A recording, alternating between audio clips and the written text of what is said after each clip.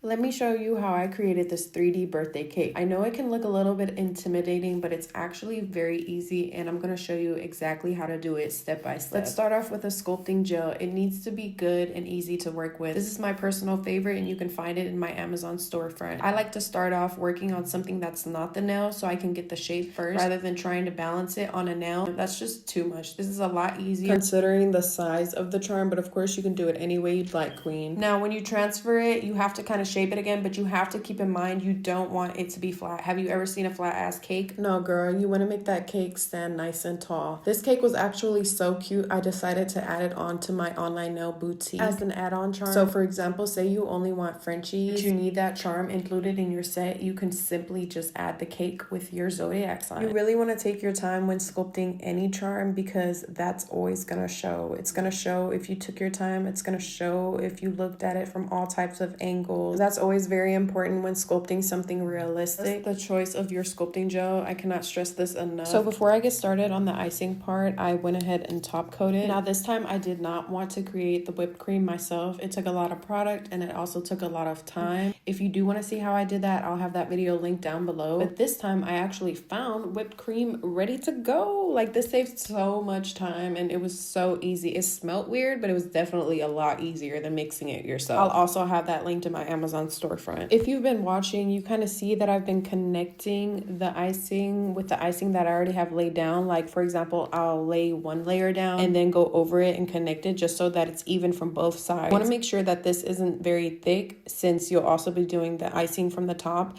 and you always want to look down on the cake since that's how the client's going to be looking at it. You want it to look beautiful from the top, but you also want it to look beautiful and even from the bottom. So make sure that you're checking both and looking from all angles. Very important, look from all angles. So my client wanted it exactly as her inspo picture, so I went ahead and created some mini cherries to plop on there, and that's pretty much it. That's how you do it. If you're interested in a custom set like this, you can order below. I'm gonna link everything. If you enjoy videos like this, you can go ahead and subscribe, girl. I love not gatekeeping. I love sharing tutorials. I love doing this kind of stuff. If you care to see what the full set looks like, you can go ahead and check that out on Instagram. And if you're into quicker tutorials, you can always follow me on TikTok.